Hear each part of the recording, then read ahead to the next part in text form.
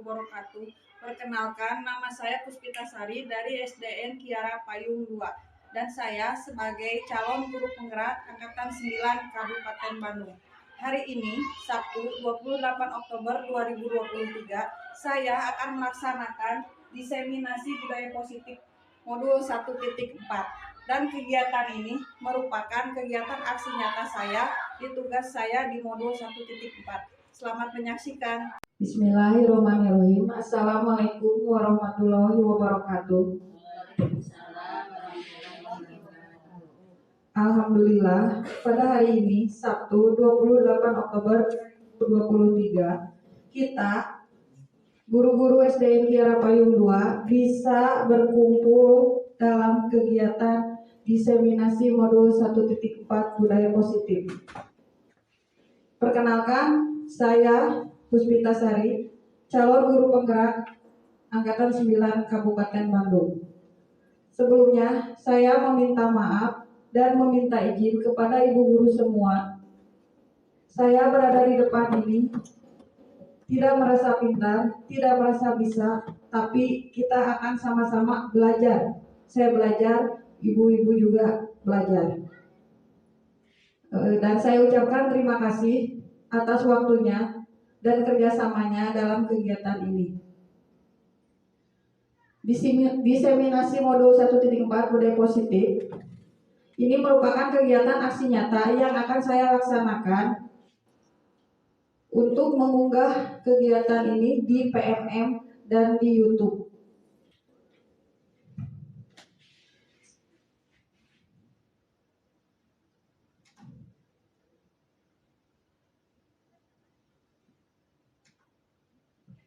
Sebelum ke materi, saya akan memperkenalkan diri dulu. Ada Ibu Sri Handayani sebagai fasilitator saya. Yang kedua ada Ibu Teti Kurniawati, beliau pengajar praktik saya. Ada saya sendiri dan kepala sekolah kita, Bapak Agus Sudrajat, yang hari ini tidak hadir karena ada kegiatan di luar dengan KKGPAI. Tujuan kegiatan ini dilaksanakan yang pertama, menyampaikan pemahaman terhadap konsep-konsep kunci dalam modul budaya positif, yaitu perubahan paradigma belajar, disiplin positif, motivasi perilaku manusia, kebutuhan dasar manusia, posisi kontrol, restitusi, keyakinan kelas, dan segitiga restitusi. Yang kedua, menyampaikan pengalaman dan pembelajaran yang didapat setelah menerapkan konsep-konsep kunci tersebut, baik di kelas ataupun di rumah.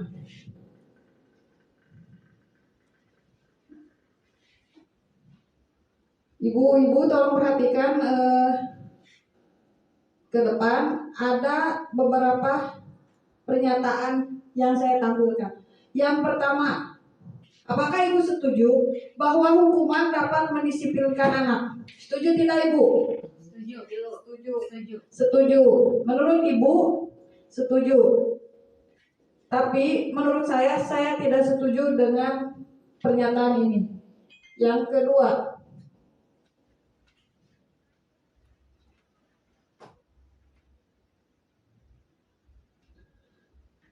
apakah pemberian hukuman dengan hal positif seperti membaca atau membersihkan halaman sekolah dapat meningkatkan disiplin anak? Ibu setuju tidak dengan pernyataan ini? Setuju. Ibu setuju dengan pernyataan ini, dan saya pun demikian. Saya setuju dengan pernyataan ini. Kemudian pernyataan yang ketiga, memberi penghargaan dapat meningkatkan motivasi belajar. Ya, setuju. Setuju. Sebelum belajar modul ini, budaya positif ini, saya setuju dengan pernyataan ini. Tapi setelah saya mempelajari modul budaya positif ini, saya tidak setuju dengan pernyataan yang ketiga. Perubahan paradigma teori kontrol. Yang pertama, ilusi guru mengontrol murid. Pada dasarnya, kita dapat mengontrol murid sesuai dengan keinginan kita. Memaksa murid untuk mengikuti keinginan kita. Apa ibu di kelas pernah melakukan pemaksaan atau misalnya pemaksaan kehendak, misalnya seperti ini, kamu harus diam, kamu diam, kamu diam, itu ibu memaksa tidak? Ya, maksa. Ibu merasa memaksa. Ya. Nah, jikalau murid tersebut memilih untuk tidak melakukannya, kita sedang mengontrol perilaku murid tersebut. Sebetulnya murid itu tidak mau diam, tapi itu memaksa dia untuk diam. Nah, di sini ilusi guru mengontrol murid. Yang kedua, ilusi bahwa kritik dan membuat orang merasa bersalah dapat menguatkan karakter. Penguatan positif atau bujukan adalah bentuk-bentuk kontrol. Segala usaha untuk mempengaruhi murid agar mengulangi suatu perilaku tertentu adalah suatu usaha untuk mengontrol murid tersebut. Dalam jangka waktu tertentu, kemungkinan murid tersebut akan menyadarinya dan mencoba untuk menolak bujukan kita, atau bisa jadi murid tersebut menjadi bergantung pada pendapat sang guru untuk berusaha. Jadi di sini guru membuat muridnya merasa bersalah dengan perkataan-perkataan guru, meskipun guru tidak sengaja mengucapkannya, tidak merasa, tapi ada akibat membuat rasa bersalah kepada siswanya. Yang ketiga, ilusi bahwa sebuah penguatan positif efektif dan bermanfaat. Di sini menggunakan kritik dan rasa bersalah untuk mengontrol murid menuju pada identitas gagal. Mereka belajar untuk merasa buruk tentang diri mereka. Mereka mengembangkan ideal diri yang negatif. Kadang kala sulit bagi guru untuk mengidentifikasi bahwa mereka melakukan perilaku ini, karena seringkali guru cukup menggunakan suara halus untuk menyampaikan pesan negatif. Jadi seperti ini, Bu. Suara halus tapi negatif. Kalian kenapa tidak bisa terus? Kalian belajar tidak? Nah, kalimat-kalimat itu membuat rasa bersalah ke siswa, dan akibatnya ada hal negatif yang dirasakan siswa. Nanti dia merasa, ya kenapa saya tidak bisa terus? Ibu guru sudah mengajarkan, tapi kenapa saya tidak bisa terus? Nah, di sini kita akan cari permasalahannya sama-sama, bukan menyalahkan murid atau menyalahkan gurunya. Yang keempat, ilusi bahwa orang dewasa memiliki hak untuk memaksa. Terkadang saya sendiri suka merasa orang lebih dewasa itu lebih pintar atau lebih bisa. Dari kalimat ini, hak kepada yang lebih muda, ada rasa pemaksaan. Contohnya guru kepada siswa. Karena kita merasa lebih berpengalaman, lebih dewasa, lebih tua, jadi kita merasa lebih bisa dibandingkan dengan siswa. Belum tentu, Ibu. Belum tentu kita yang dewasa ini bisa sesuatu, tapi siswa kita sudah bisa. Contoh, sekarang kan sedang musim gadget atau HP. Di HP sekarang aplikasi sangat banyak sekali. Guru seperti saya juga hanya bisa sosmed, WA, YouTube, dan Google. Tapi anak-anak kita, meskipun mereka main game, tapi di sana ada pembelajarannya. Mereka bisa mengotak-atik dengan sendirinya. Ada kalimat bahasa Inggrisnya, otomatis dia akan belajar. Kita tidak bisa main game, hanya bisa melihat. Nah, ini pemaksaan orang dewasa. Seperti di kelas juga seperti itu. Filosofi KHD mengatakan bahwa siswa itu ibarat padi dan guru sebagai petani. Kita sebagai petani memberi air, memberi pupuk, menjaga tanaman kita, padi kita, supaya tumbuh dengan baik, dengan bagus. Tapi kita tidak memaksa, tidak bisa memaksa. Hasil panen yang kita dapatkan dari panen padi itu, saya pinginnya panennya jadi jagung. Tetap tidak bisa. Dari padi ya tetap Bu, harus ke padi. Tidak bisa kita memaksa juga untuk jadi jagung. Nah, demikian juga siswa kita. Kita tidak memaksa siswa kita, tidak bisa memaksa siswa kita. Jika kita menginginkan sesuatu,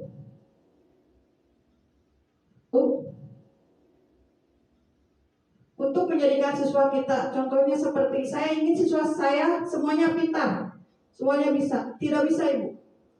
Setiap anak mempunyai karakteristik yang berbeda. Setiap anak mempunyai keunikannya masing-masing. Kita tidak bisa memaksa kehendak kita kepada anak didik kita sesuai dengan keinginan kita. Di sini ada perubahan paradigma. Ada A dan B. Anda dan teman Anda sobeklah secari kertas. Tuliskan benda atau sesuatu yang sangat berharga untuk Anda. Letakkan di salah satu tangan Anda dan genggam sesuatu tersebut dengan segala daya. Buatlah sebuah kapal. Silakan Ibu, ada kertasnya.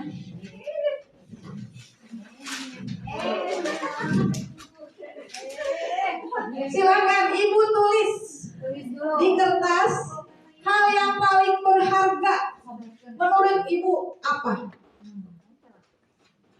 Siapa yang mau jadi A dan B-nya? Oh, Bu Wida mau A, Bu Tita jadi B. Bu Tita tidak usah menulis. Nanti Bu Tita perannya sebagai ini pemaksa nanti. Ya, Di sini. so, di sana naon ditulis. Gimana?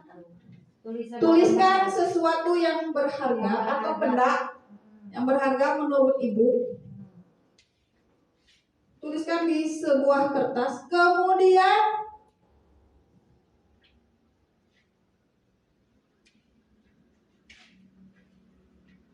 Ibu remas saja kertasnya.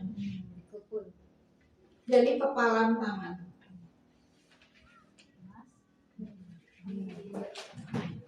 Ini kepal kamu pegangan. Bu Reta yang ini. Nah, sekarang Ibu Iis mencoba merebut yang dimiliki Bu Reta. Bu Tita merebut yang dimiliki oleh Bu Wida. Coba Bu Wida pertahankan dengan berbagai cara.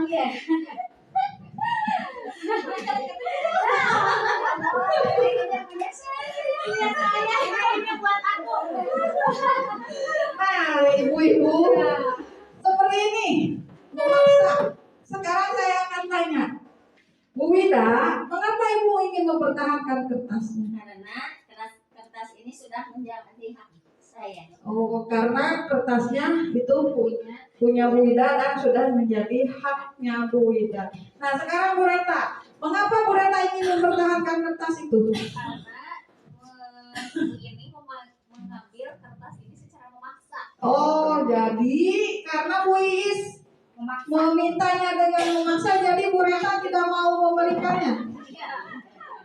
Ya. Nah, sekarang ada perubahan paradigma stimulus respon. Kita pelajari dari hal yang tadi kita lakukan ya Ibu. Bila kita ingin membuat kemajuan perlahan, sedikit-sedikit ubahlah sikap atau perilaku Anda. Namun kita ingin memperbaiki cara-cara utama kita, maka kita perlu mengubah kerangka iman kita. Ubahlah bagaimana Anda melihat dunia, bagaimana Anda berpikir tentang manusia. Ubahlah paradigma Anda, skema pemahaman dan penjelasan aspek-aspek tertentu tentang realitas. Yang stimulus responnya, kalau dulu realitas atau kebutuhan kita sama. Di teori kontrol, realitas kebutuhan kita berbeda. Ibu di kelas ada 30 anak, semuanya sama tidak Bu? Tidak. Memiliki perbedaan? Memiliki perbedaannya di apa saja Bu? Karakternya, kemudian sikapnya. Ada lagi Bu? Muka mereka sama Bu? Tidak. Iya. Jadi Perbedaan itu ada fisik, ada kemampuannya, ada materinya juga berbeda-beda kan kemampuan orang tuanya. Nah, kebutuhan mereka pun di teori kontrol sekarang berbeda. Misalnya Bu, anak yang kurang seperti di kelas 1 Bu kita sudah bisa baca semuanya? Belum. Ibu mengajarkannya sama tidak? Anak yang bisa baca dengan yang sudah bisa baca? Tidak. Nah, di sini ketika mempelajari teori kontrol, di sini kebutuhan siswa pun berbeda. Jadi pembelajaran pun harus berbeda. Kemudian semua orang melihat hal sama. Jadi kalau sekarang menurut teori kontrol itu setiap orang memiliki gambaran yang berbeda. Yang ketiga, kita mencoba mengubah orang agar berpandangan sama dengan kita. Di teori kontrol, kita berusaha memahami pandangan orang lain tentang dunia. Yang keempat, perilaku buruk dilihat sebagai suatu kesalahan. Di teori kontrol, semua perilaku memiliki tujuan. Jadi meskipun siswa kita perilakunya tidak mau diam di kelas atau sukanya mengganggu temannya yang lain, perilakunya pasti dia memiliki tujuan. Yang kelima, orang lain bisa mengontrol saya. Di teori kontrol, hanya saya sendiri yang bisa mengontrol diri saya. Jadi orang lain tidak bisa mengontrol diri saya.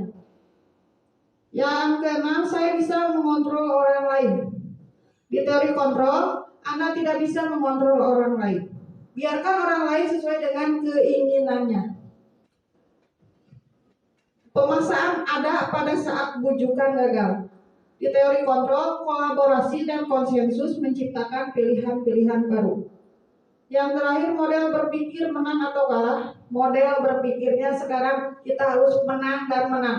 Tidak ada menang kalah lagi, tapi kita harus menang dan menang. Seorang guru yang baik harus memiliki kemampuan dalam mewujudkan budaya positif di kelas atau di sekolah. Hal ini bertujuan untuk menunjang perannya dalam memimpin pembelajaran yang berpihak pada murid. Sesuai ajaran dari KHD, berpihak pada murid. Jadi sekarang pembelajaran berpihak pada murid. Bukannya guru membebaskan siswa sesuai keinginannya. Tidak Bu. Tapi siswa disuruh memilih kegiatan atau metode yang dia inginkan. Ibu tidak bisa membebaskannya untuk culeos kalau istilah Sunda. Tapi kita harus mengontrol, tetap mengontrolnya. Metode apa yang baik digunakan, yang harus digunakan untuk siswa dengan karakter seperti ini, dan seperti ini. Nah, sekarang saya mau bertanya, apa itu budaya positif? Budaya positif adalah budaya yang baik atau kebiasaan yang baik. Jadi budaya positif itu kebiasaan atau budaya yang baik, sifatnya baik. Nah, terima kasih Bu Wida jawabannya. Kita akan lihat itu apa budaya positif. Budaya positif, nilai-nilai, keyakinan dan kebiasaan di sekolah yang berpihak pada murid supaya dapat berkembang menjadi pribadi yang kritis, bertanggung jawab, dan memiliki budi pekerti yang baik. Di sini ada 6 konsep inti budaya positif. Yang pertama, disiplin positif. Yang kedua, motivasi perilaku manusia. Yang ketiga, kebutuhan dasar manusia. Yang keempat, 5 posisi kontrol guru. Yang keenam, keyakinan kelas atau keyakinan sekolah. Yang keenam, segitiga restitusi. Yang disiplin positif, suatu cara penerapan disiplin tanpa kekerasan dan ancaman, yang dalam praktiknya melibatkan perilaku komunitas efektif antara guru dan murid. Jadi penerapan disiplin positif itu tanpa kekerasan dan tanpa ancaman. Yang seperti ini Bu, tidak orang lain. Saya sendiri suka awalnya seperti ini. Kalian jangan berisik. Kalau berisik, bla bla bla bla bla. Nanti ibu akan hukum gini-gini. Ibu pernah melakukannya di kelas? Ibu pernah melakukannya di kelas? Nah, itu ada ancamannya. Ayo nulis. Kalau telah nulisnya nanti pulangnya siang atau nanti ibu kasih lagi tugas. Nah, itu ada ancamannya, Bu. Nah, disiplin positif tidak diperbolehkan. Itu termasuk kekerasan verbal atau omongan. Tujuan dari disiplin positif ini yaitu menanamkan motivasi pada murid kita, yaitu untuk menjadi orang yang mereka inginkan dan menghargai diri sendiri dengan nilai-nilai yang mereka percaya. Apabila murid telah memiliki motivasi intrinsik itu jadi ada dalam dirinya sendiri, tidak karena dari orang lain, tapi muncul dari dalam dirinya sendiri, maka akan berdampak panjang. Motivasi ini tidak terpengaruh karena adanya hukuman atau hadiah. Mereka akan tetap berperilaku baik dan berlandaskan nilai-nilai kebajikan karena mereka ingin menjadi orang yang menjunjung tinggi nilai-nilai yang mereka hargai atau mencapai suatu tujuan mulia. Jadi di sini memunculkan motivasi intrinsik, mereka dengan sendirinya timbul keinginan untuk berbuat baik. Tidak disuruh, tidak ada paksaan juga.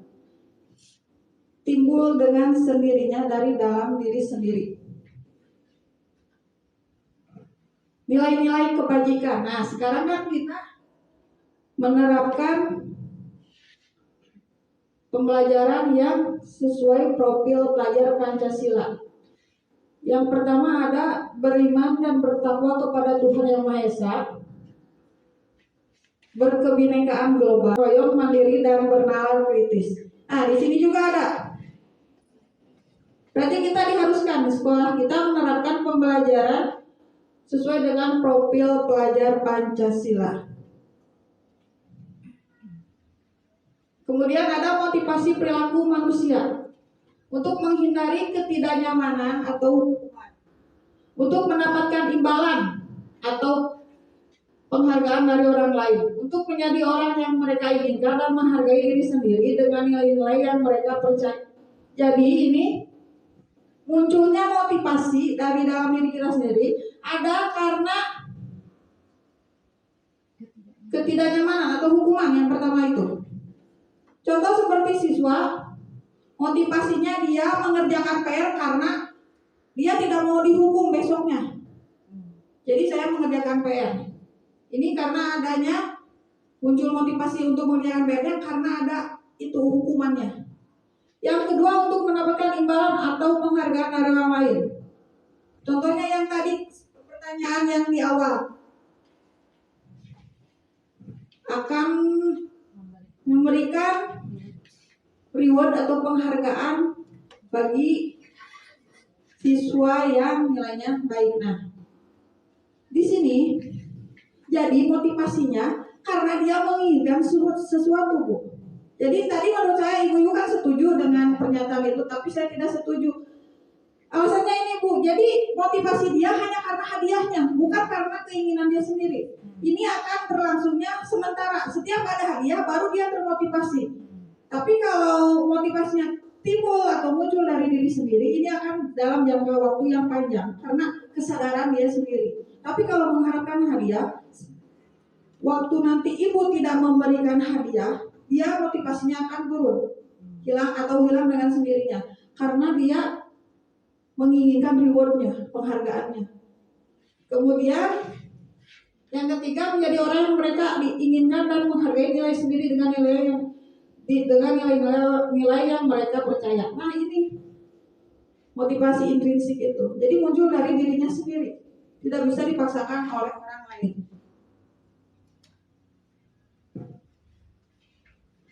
Di modul ini saya belajar mengenai 5 kebutuhan manusia. Setiap tindakan murid dilakukan untuk memenuhi kebutuhan dasar mereka. Yang pertama ada kebutuhan untuk bertahan hidup atau survival. Ini yang pertama, paling utama. Ini di sini ininya di tengah. Jadi kebutuhan yang paling utama, kebutuhan untuk bertahan hidup. Yang kedua, siswa membutuhkan cinta dan kasih sayang.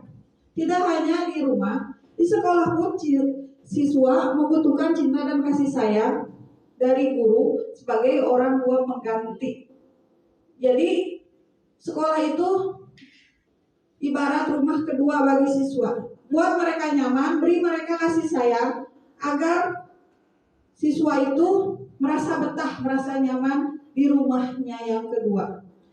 Yang ketiga, kebebasan. Sini, freedom. Berikan kebebasan. Kebebasan yang dimaksud tidak kebebasan seutuhnya atau kebebasan sepenuhnya, tapi tetap kita sebagai guru, sebagai orang tua di sekolah harus bisa mengontrolnya.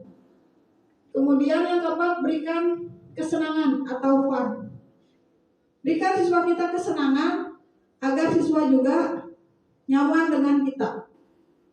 Yang kelima, kekuasaan atau power.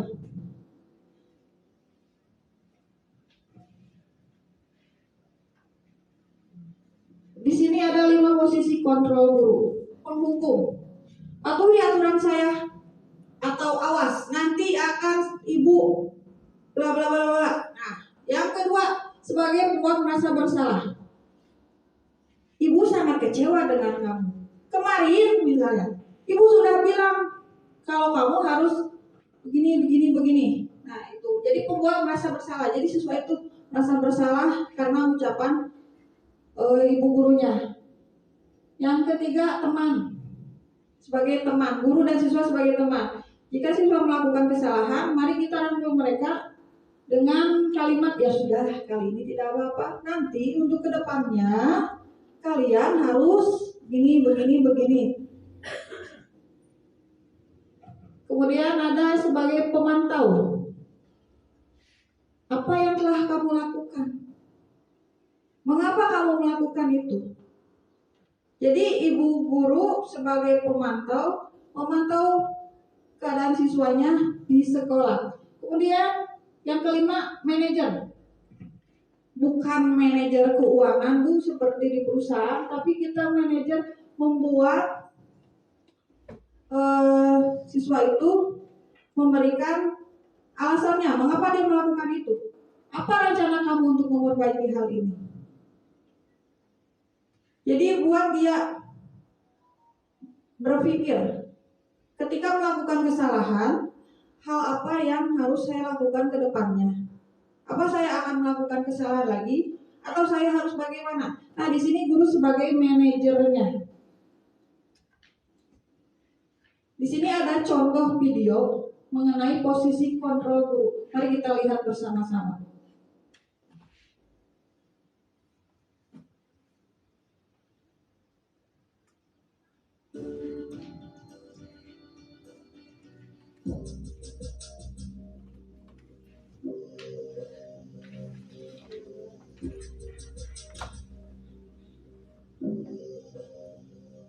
Naren, sini kamu.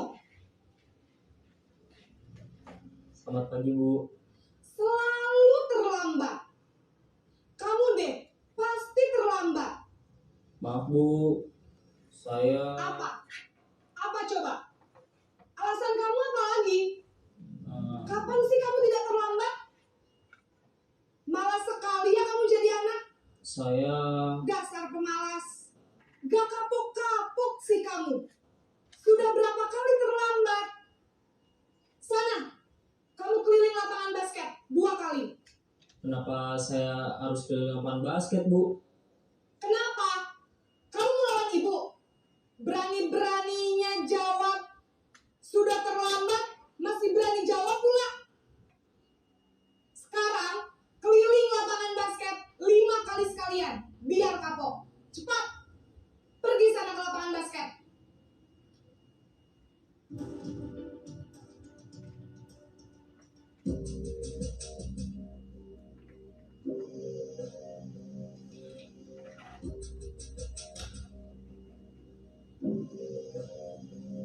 Naren,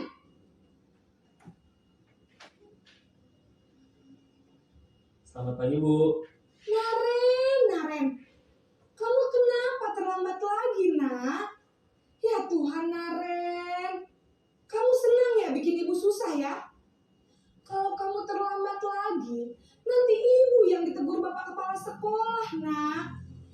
sangka ibu tidak bisa membina kamu.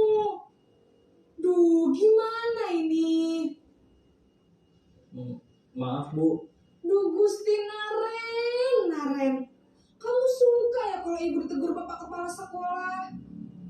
Terus, sekarang ibu harus tulis apa ini di buku absen? Ini kamu sudah sering terlambat loh. Ibu harus apa coba? Maaf Bu. Maaf sekali. Ya sudah, lain kali jangan bikin ibu susah lagi ya nak ya. Ibu tidak akan kuat lagi kalau kamu begini terus. Bisa jantungan kalau ibu ditegur bapak kepala sekolah. Sana cepat ke kelas. Maaf ya Bu. Maaf sekali. Posisi pembuat rasa bersalah berbicara dengan nada tenang.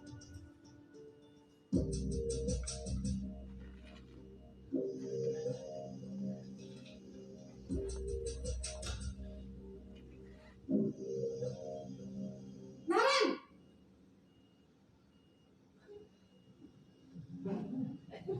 Selamat pagi Bu. wah sudah jam berapa ini nak? Terlambat. Selamat pagi Bu. Wah sudah jam berapa ini nak? Terlambat lagi ya sayang. Iya Bu. Habis ibu saya lupa bangunkan saya Bu. Kamu malah menyalahkan ibu kamu. Kamu bukannya anak yang larinya paling kencang. Kok terlambat sih? Iya Bu. Saya memang terlambat bangun tadi. Jadi biarpun saya lari kencang, tetap gak kekejar Bu. Ya sudah sana. Nanti lain kali larinya lebih kencang lagi ya. Biar gak terlambat lagi. Bikin seneng ibu. Demi ibu. Bisa kan? Bisa lah Bu. Ya sudah sana masuk kelas. Ibu beresin urusan absen kamu. Kamu ini ada-ada saja.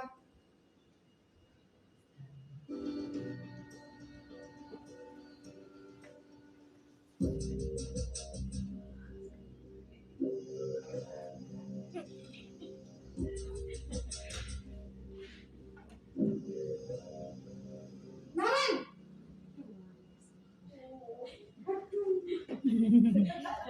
Manyun deh. Naren, apa peraturan sekolah kita tentang jam berapa kita harus masuk sekolah, Nak? Kita harus di sekolah jam 7 Bu. Iya betul, sekarang sudah jam 7.20.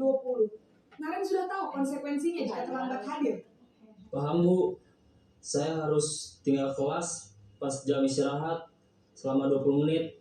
Iya benar, konsekuensinya demikian. Jadi nanti jam 9.30 pas istirahat, kamu harus tinggal di kelas, kerjakan tugas tambahan untuk ketertinggalan kamu, ya? Baik Bu.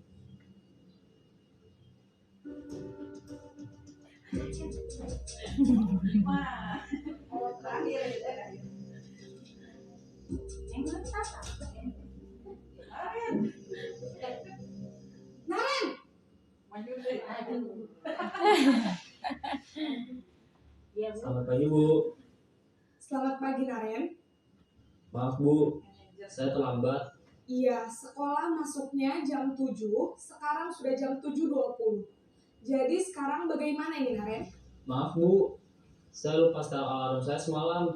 Baiklah, menurut kamu, keyakinan sekolah yang mana yang perlu kamu tingkatkan? Menghargai diri sendiri dan orang lain mungkin ya Bu. Setuju. Jadi, apakah Naren meyakini prinsip saling menghormati tersebut? Iya Bu, saya meyakininya. Apakah Naren bersedia memperbaiki masalah keterlambatan ini? Bersedia Bu. Bagaimana kamu akan perbaiki masalah keterlambatan ini? Saya akan coba untuk tidak lupa menyetel alarm saya Bu. Baik, kalau Naren lupa menyetel alarm di rumah, ada orang yang kira-kira bisa bantu mengingatkan tidak? Ada Bu, kakak saya, Kak Emma. Ada lagi selain Kak Emma? Selain Kak Emma, ada ibu saya. Baik, jadi yang mengingatkan Naren adalah Kak Emma dan ibu kamu ya? Kira-kira akan mulai start alarm kapan nih Naren? Setelah pulang sekolah, akan segera saya lakukan. Baik, Jadi Naren akan setel alarm untuk bangun besok pagi dan akan diingatkan oleh kakak dan ibunda Naren ya. Ada lagi yang mungkin perlu dilakukan Naren agar tidak terlambat bangun lagi? Tidak ada, Bu. Baik Naren, terima kasih untuk kerjasama kamu. Sekarang kamu perlu kembali ke kelas untuk belajar. Baik, Bu. Terima kasih.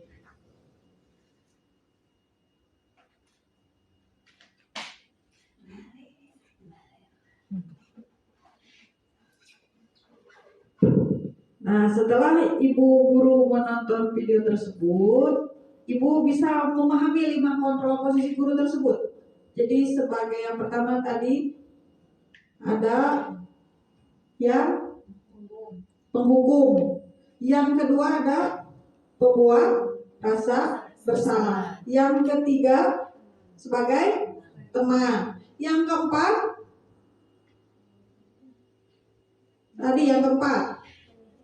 sebagai manajer di kelima.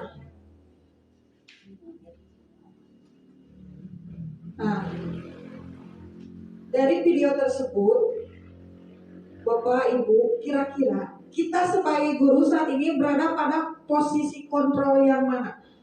Diri sendiri saja, Bu, jangan tanya orang lain. Saya akan tanya ya satu-satu. Bu Wida, menurut Bu Wida sekarang berada di posisi kontrol yang mana? Ketiga, teman, sebagai teman. Bu Tita sama sebagai teman. Bu Rita sama sebagai teman. Bu Is sama sebagai teman.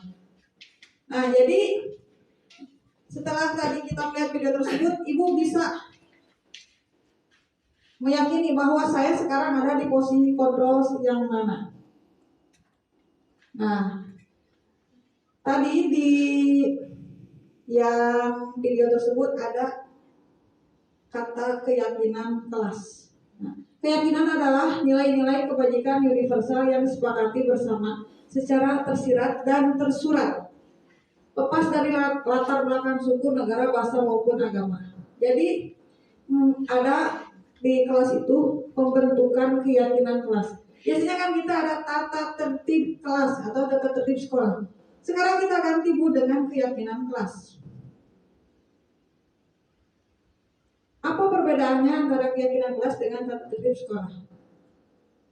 Kalau tata tertib dibuat oleh sekolah atau oleh guru, tapi keyakinan kelas bersama anak-anak. Jadi guru dan anak-anak dan siswa sendirilah yang membuatnya. Yang pertama, pernyataan keyakinan kelas senantiasa dibuat dalam bentuk kalimat positif. Yang kedua, keyakinan kelas sebenarnya tidak terlalu banyak.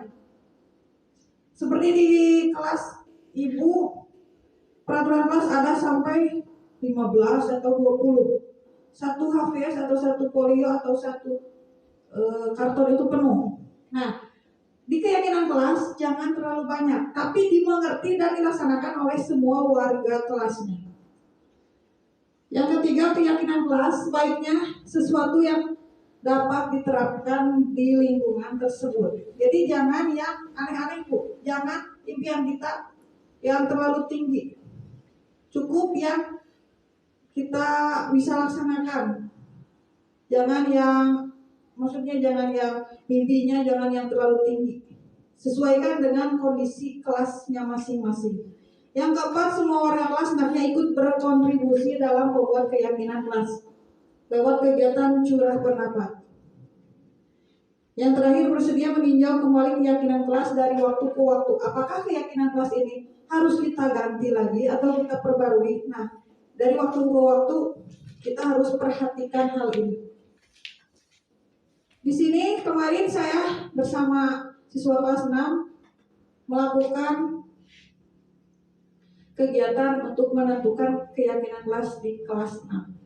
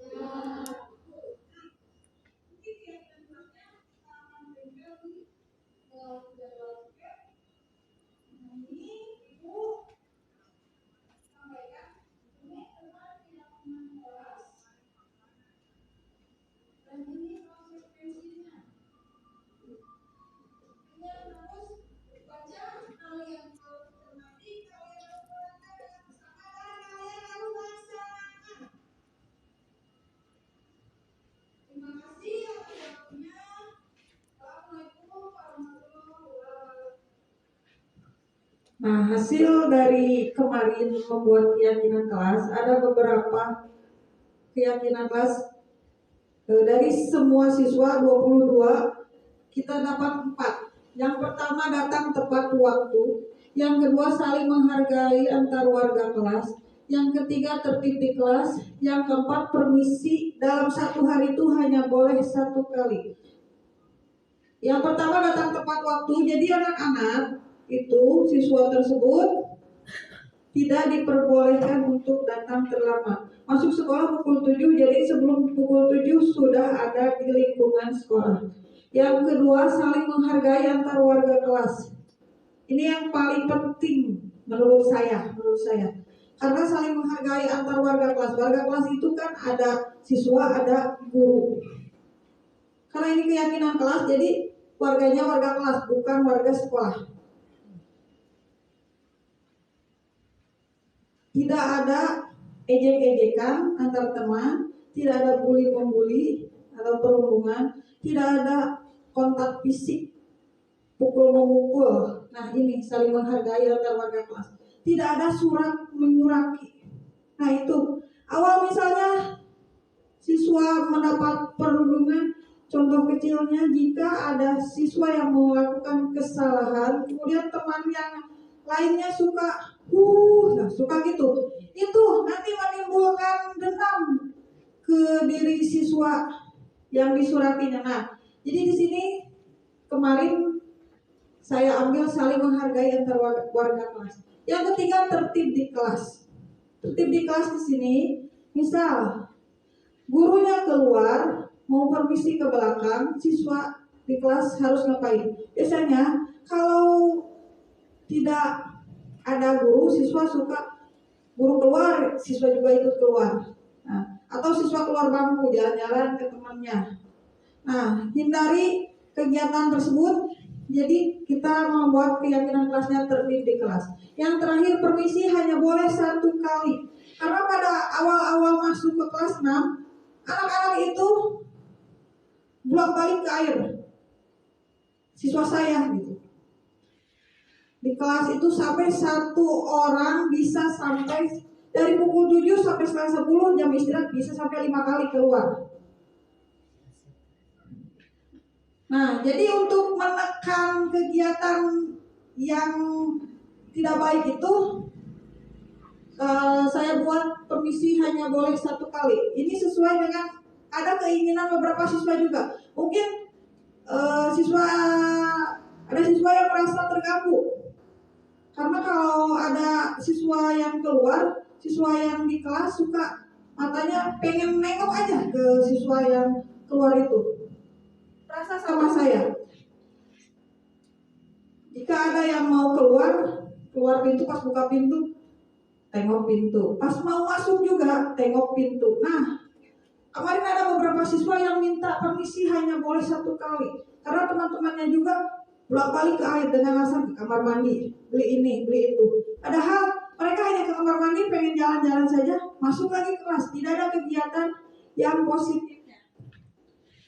Nah, dari keyakinan kelas tersebut, konsekuensinya jika melanggar, yang pertama piket 1 minggu penuh. Jadi jika yang tidak menjaga kebersihan, nanti tertib di kelas itu, mereka minta piketnya 1 minggu penuh. Yang kedua, membersihkan WC. Kemudian ada yang berpuisi atau menyanyikan lagu. Di sini lagu yang diambil lagu daerah atau lagu nasional, tidak sembarang lagu ya Ibu Guru. Nah, sekarang ada kegiatan segitiga restitusi. Restitusi adalah proses menciptakan kondisi bagi murid untuk memperbaiki kesalahan mereka, sehingga mereka bisa kembali pada kelompok mereka dengan karakternya yang lebih kuat. Ini menurut Gosen tahun 2004. Nah, kemarin juga saya telah mempraktikkan segitiga restitusi di kelas. Ada penerapan budaya positif, pengimbasan pemahaman budaya positif, dan praktik baiknya di SD Kiara Payung 2. Tindakan aksi nyatanya, implementasi budaya positif pembuatan keyakinan kelas 6 di SD Kiara Payung 2. Latar belakangnya, pentingnya interaksi guru dan murid dalam menumbuhkan budaya positif di sekolah. Implementasi pendidikan karakter yang perlu dikembangkan dalam budaya sekolah. Nilai dan peran guru penggerak dalam mendisiplinkan anak melalui budaya positif di kelas. Nah, ini contoh penerapan segitiga restitusi. Di sini ada guru yang 5 kontrol itu, posisi guru.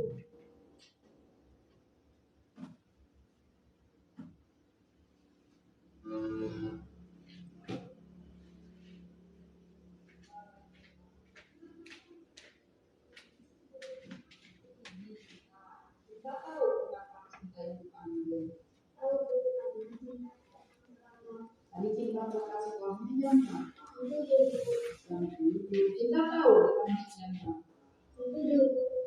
nah, jadi kira-kira sekolah kita masuk jam 7, sedangkan cinta dari rumah berangkat pukul 7. Apakah cinta datangnya tepat waktu?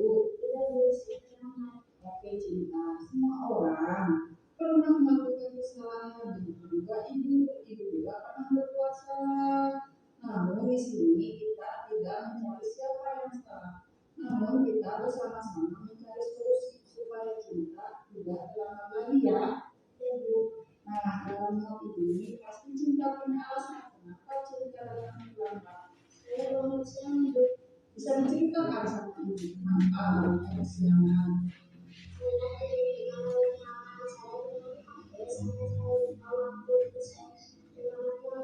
Jadi cinta punya malam dan bermain HP hingga lupa waktu begitu. Jadi apakah datang terlambat itu sudah memenuhi keyakinan kita? Kita masih ingat apa saja keyakinan kelas kita?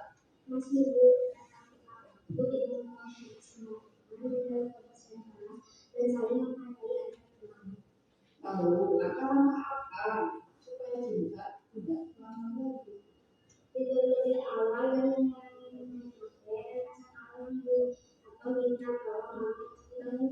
Baiklah, kira-kira apa yang cinta lakukan? Bagus, cinta sudah berusaha menjadi anak yang lebih baik lagi. Mudah-mudahan cinta lebih mematuhi peraturan kelas dan peraturan sekolah ya. Mulai besok ibu akan periksa apakah cinta dapat terlambat lagi atau tidak. Sekarang kita boleh pulang ya.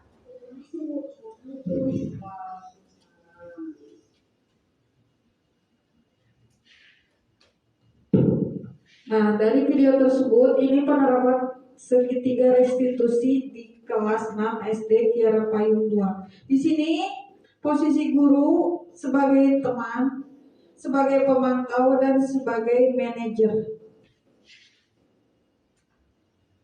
Nah, ini ada testimoni atau ini setelah diberikan keyakinan kelas, diadakan keyakinan kelas dan segitiga restitusi. Nah, ini tanggapan siswa-siswi kelas 6.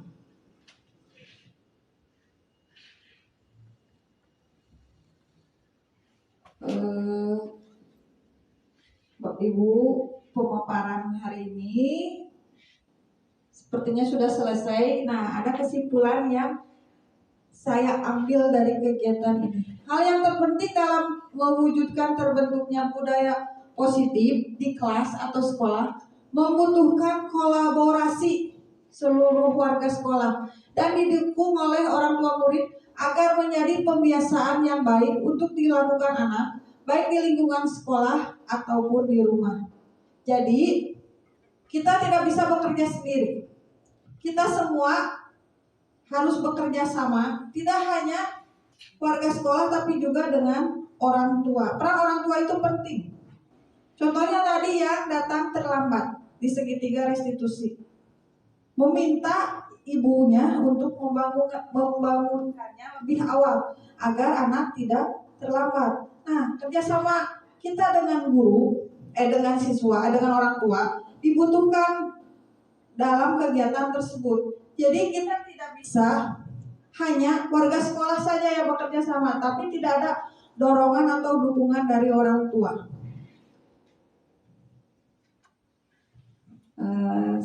Terima kasih Ibu atas waktunya.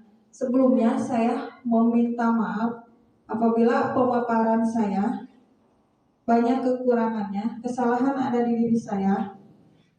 Jadi saya mohon maafkan saya atas segala kekurangan dalam kegiatan ini hari ini. Demikian pemaparan saya mengenai diseminasi budaya positif modul 1.4 di SD Kiara Payung 2. Wassalamualaikum warahmatullahi wabarakatuh.